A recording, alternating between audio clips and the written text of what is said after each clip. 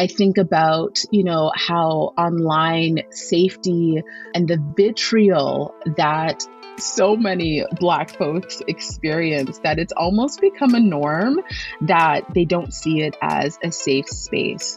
We don't talk about the folks that are leaving because of the systemic racism and violence that they experience.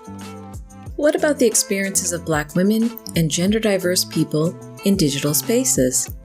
I'm Andrea Gunraj from the Canadian Women's Foundation. Welcome to All Right, Now What? A podcast from the Canadian Women's Foundation. We put an intersectional feminist lens on stories that make you wonder, why is this still happening? We explore systemic roots and strategies for change that will move us closer to the goal of gender justice. The work of the Canadian Women's Foundation and our partners takes place on traditional First Nations, Métis, and Inuit territories. We are grateful for the opportunity to meet and work on this land. However, we recognize that land acknowledgements are not enough. We need to pursue truth, reconciliation, decolonization, and allyship in an ongoing effort to make right with all our relations. Whether you're on social media, streaming platforms, dating, messaging, or meeting apps, or on game sites, if you're a woman, girl, or two-spirit, trans, or non-binary person, you're at greater risk of hate, harassment, and violence. Misogynoir, a term coined by Dr. Moya Bailey, describes a distinctive form of anti-Black sexism faced by Black women. We've explored it in previous episodes. How does it show up in digital spaces? The data available paints a distressing picture. UK and US data shows that racialized women are 34% more likely to be mentioned in abusive or problematic tweets than white women, and Black women are especially targeted. They are 84% more likely than white women to be mentioned in these tweets. In Canada, 44% of women and gender diverse people aged 16 to 30 have been personally targeted by hate speech online. Those most likely to be targeted include Black women and gender diverse people. Over coming episodes, we're delving into gender digital hate and harassment with leading experts and content creators, releasing in-depth episodes every single week. We talk about the problem and what we can do to change it. We offer practical tips to help you in your digital life, and we talk about what it means to take back the tech for all of us. Our guest Yamikani Msosa helps us understand these experiences so often under-recognized in research. Yamikani is a Black neurodivergent non-binary award-winning activist and cultural worker on the stolen traditional and ancestral homelands of the Anishinaabe Algonquin Nation people. They are executive director at the Ottawa Coalition to End Violence Against Women. They co-chair the Advisory for Advancing Gender Equity for Black Women, Girls, and Gender Diverse Peoples in Canada initiative, and also founded Seeds Yoga for Survivors. A note about content. This episode addresses gender-based violence. So my name is Yami. I use they, them pronouns, and today I'm calling in from unceded, unsurrendered Algonquin Anishinaabe territory. I am a visitor on these lands by way of forced migration. So my people are the Ngoni and Zulu people of Southern Africa. They are people of the water, and in many ways, I carry a lot of that in my lineage and in how I move through the day, reflecting that of fluidity and openness and life-giving, but also, engaging in some good trouble and some destruction of patriarchal, racist, white supremacist structures. In my day-to-day job, I am the newly appointed executive director of the Ottawa Coalition to End Violence Against Women. The gender-based violence movement has been part of my feminist politicization for the last 15 years, and I'm grateful to be of service to the movement in good ways. In terms of what's bringing my heart joy, definitely plants and trees and the water. I've been super intentional of just spending time with the land and expressing gratitude, because right now the land and Mother Earth is communicating quite loudly with us in terms of shifting what's needed in terms of the climate crisis. And Yeah, it's been really bringing me joy to like hug trees, just be out in nature and find that grounding and listening to what Mother Earth has to say to me. So I know that sounds so like she frou frou, but it is what it is. I am who I am. So What have you found in your research about Black women and gender diverse people in digital spaces? I don't necessarily see myself as a researcher. It's not kind of the ministry or the paradigm that I operate from. I think much of what I've been engaged with is an exercise of deep listening and noticing within community and being part of a movement that historically has erased and forgotten intentionally through systemic violence, through epistemic violence, which I'll talk about in a bit, the experiences of Black women, girls, and non-binary folks. There's been an acute interest around the discourse of online hate and its connections to misogynoir, as well as trans misogynoir, which are transparently, here on Turtle Island, here in Canada, they're not conversations. And, there's very little research actually on the experiences of Black folks online, but yet we see the way that Black folks impact culture, digital culture online profoundly, memes to the language that's used, in terms of AAVE or African American vernacular, and how that gets like co-opted online. But the violence that's experienced by Black women, Black femmes, and non-binary people is not part of the larger discourse and conversation around digital hate and online hate. And so, given my positionality, it's been something that I've been really passionate about talking about and really highlighting the gaps that exist systemically, within our feminist gender-based violence movement. What are the underappreciated stories and experiences of Black women and gender diverse people in digital spaces? When I think about the circulation of, like, when there is an experience of police brutality against Black women or Black femmes or non-binary folks, and those stories are circulated without critical pause of the level of violence, that the secondary violence that's experienced in those images being seen as like a news story, and the impact that it has on community. And I think that that's something that has been articulated, has been noted, but the mental health impact of that is dire. And I think that's why it's so critical for us to consider online misogynoir as a public health issue.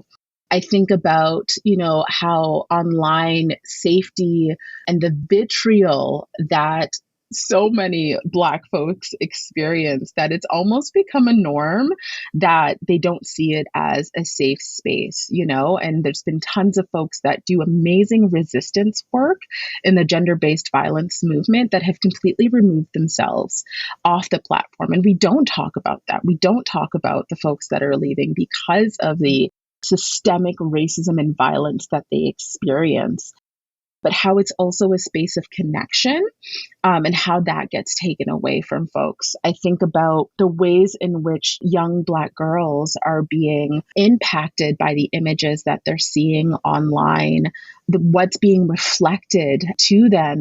There's this study that was done in the UK, and it looked at the US and the UK and looked at misogynoir online. The most prevalent images, and they did a number of focus groups, and some of the most prevalent images that young Black girls were seeing were the tropes, like the tropes that we often see around the angry Black woman, Black women being called ugly, Black women not being protected. We can think of Megan Thee Stallion. We can think of kind of those contemporary examples, the messaging of dehumanization. While those stories are not necessarily like unheard, I think that the way that they land on the body, like we talk about embodiment when we're scrolling, when we're looking at all of this content, I think has a unique experience on Black folks. We need to take that not just intersectional lens, but nuanced lens within intersectionality. What are the health impacts of this misogynoir and trans misogynoir online? I think that we need to be looking at this issue the same way that we look at overall, gender-based violence and looking at the social determinants of health, the impacts on mental health, the impacts on physical safety. While I can't speak to every individual experience, because as someone that exists in a body that, identify as non-binary, my experience is going to be very different than that of a Black trans woman, in which we know that Black trans women are not only targeted in person, but also online as well, even in death, even in the ways in which femicide happens. When I think about the impact on the body, it's the heightened sense of, and its connection to social determinants of health and the ways in which violence just operates on a day-to-day basis. I think about the lack of safety, the literal lack of safety, the disconnection from community, not knowing how to trust folks, like the anxiety. Like, I can't tell you how many of community members that I've engaged with that have talked about the heightened sense of unsafety and even going outside and even going to community events because they don't know, what's going to happen, and they don't know if they're going to be attacked, and whether or not that is a reality or a perceived sense of fear. I think it speaks to the impact of the violence that's experienced online. There isn't that digital divide that, of in-person and online anymore. And we know that that's not new. It's critical for not just frontline workers and not just folks that are interested in these issues, but like everyday citizens to recognize the material impacts on the body that contribute to, it's like the way that anti-Black racism operates within the health system, right? Like these have impacts on our bodies. How do you explain to your doctor, like, I'm having anxiety because of online, and what does that look like? And what is the cultural competence around accessing, support, if you can even get a doctor that won't be problematically racist, or a counselor as well. And also linking it to the ways in which systems can respond to support survivors and how that capacity building needs to happen. And because there's not a lot of research, there's a trickle effect in terms of service provision on all fronts. Just as we look at the symptoms of it on survivors and those who are impacted by digital hate, how do we also look at the systemic responses that support that, knowing that there's not a lot of research on it, but that this is a key issue and a key indicator of the way that folks are experiencing gender-based violence online. There is a push within the feminist movement to really reform the way in which tech companies respond to digital hate and online misogynoir, whether it's having policies or practices or not using that like lens of, oh, it's an afterthought in terms of the violence that folks experience online. But we need to be able to connect that to other systemic responses that are anti-carceral. It's not about creating additional punitive measures that are just going to criminalize survivors who do come forward in other ways. What are some systemic solutions you'd like to see when it comes to ending online misogynoir? When it comes to philanthropic institutions that are looking to fund this work, whether it's Public Health Canada or whether it's CWF or other philanthropic institutions, there needs to be a key indicator that looks at anti-Black racism and misogynoir when looking at prevention methods and looking at online digital hate. That's point number one. How are we funding the work? And how are we funding the people that are doing this work? Government has a responsibility in that as well to look at taking a public health approach. I talked a bit about this earlier, but taking a public health approach to gender-based violence and online misogynoir. I think that the overall feminist movement, and it doesn't, I want to be very conscious when I say that, because I know that there's been frontline workers and some of whom are my mentors who have been engaged deeply because, online hate towards Black women is not new. When the internet was created, like the 90s, that's what we're talking about. We saw the impacts of misogynoir while it wasn't named as that at that time, which I also want to specifically name that misogynoir as a term that was coined by Moya Bailey in the early 2000s to look at the ways in which Black women, femmes, and non-binary folks experience unique realities around hatred towards Black women and violence towards Black women and non-binary folks. When we're talking about prevention, the digital divide cannot exist. I know that we've moved into discourses where we don't take a one size fits all model, but we need to move beyond just talking about intersectionality. We really need to get nuanced in our prevention methods, in our community methods, in our community public education methods around how we talk about these issues. I briefly touched upon this earlier, but also within tech companies, making misogynoir an afterthought, being really strategic of the creation of online safety policies and practices that respond to the unique needs of Black folks online, because as we are in an age of disinformation and strategic, the co-optation of movements, when we even think about that and the ways in which the language around wokeness, the language, like it's Black women, it's Black folks who have come up, the targets are, it's like a clear line rather than like this ambiguous rooted line in the violence towards even the ideologies that are our own that then get co-opted and used against us. Tech companies have a role. The other kind of solution that I wanted to talk about is one that I haven't seen engaged with quite a bit, but it's something that, our members have brought to my attention. The ways in which when folks who are doing this work, the safety mechanisms for them. So I think about Black public educators that are experiencing unique violence online as they are trying to talk about the issues of misogynoir. So what are the mechanisms around like decent work that we need to be thinking about? Continued engagement, and I'm not just talking about like academic research, but continuous engagement around the discourse of these issues is key and should be at the forefront rather than an afterthought. The playbook against trans women online, like that, we can learn a lot from the violence that's experienced, which is like a difficult thing to even say in itself, because it's like we can learn from and we need to interrogate that in itself. And I think it's critical that we center those who are impacted and who often don't occupy positions of power, even within our movements, to learn what are their experiences and how can we bridge those gaps in terms of solutions. And how about individual users in digital spaces? What safety tips and tools would you recommend for them? For individual folks that may be listening and thinking like, okay, thank you, Yami, for all of those systemic underpinnings and solutions that you have shared. And I am one person and I needed safety in the here and now. What are some things that you can suggest? Because I'm isolated and I may not know who to talk to. Because logging off is not always the solution. What are the cultures of care that you want to cultivate for yourself, your online experience? It's not necessarily about creating a safety plan, but engaging in ways that are generative for you. I think about the NAP ministry online and the messages that Tricia Hershey has to offer us around rest is resistance.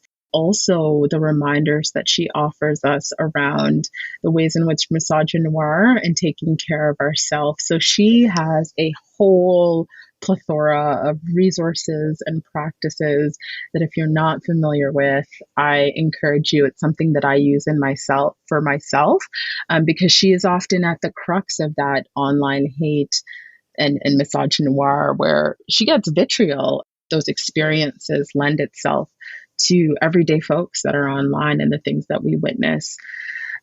Having an accountability buddy, to be able to connect with the things that you're seeing online, someone to connect with, to just shoot the gosh damn shit, and be like, can you believe this? We do not exist in vacuums of individualism. As Black folks, we've always existed in spaces of community. And so leaning into that online and offline digital surveillance for survivors. And I'm just kind of pivoting now. Being able to engage in ways that will make you feel safe. So whether it's consistently changing your passwords, whether it's, the thing, Andrea, I'm really struggling with is like not victim blaming, right? Like not being like, do these things to keep yourself safe. That's the kind of tension you're hearing me work out in real time. And I think it can be helpful for some folks to know, like, oh, right, I should be changing my password because I don't know who has access to it. Right. Like maybe, posting stuff in real time isn't a good option because, I know that someone is potentially surveillancing me and it doesn't feel safe for me to do so. And I have the agency and can do that as part of what I need to do to keep myself safe, Oh, right. I can tell people not to post shit of me online. Those consent-based practices with our people. Those are some things that I think on an individual level can support survivors, is taking the agency of what you do want and what you don't want and how you want to engage with these tools, because that's what they are, tools. All right, now what? As Yami recommends, do check out Trisha Hershey's resources at trishahershey.com and on social media at the NAP Ministry. Get the facts on gender digital hate, harassment, and abuse by visiting our fact page on CanadianWomen.org. While you're there, read about our new Feminist Creator Prize to uplift feminist digital creators advocating for gender justice, safety, and freedom from harm. Did this episode help you? Did you learn anything new? We want to know. Please visit this episode's show notes to fill out our brief listener survey. You'll be entered to win a special prize pack. This series of podcast episodes has been made possible in part by the Government of Canada. Please listen, subscribe, rate, and review this podcast. If you appreciate this content, please consider becoming a monthly donor to the Canadian Women's Foundation. People like you will make the goal of gender justice a reality. Visit CanadianWomen.org to give today, and thank you for your tireless support.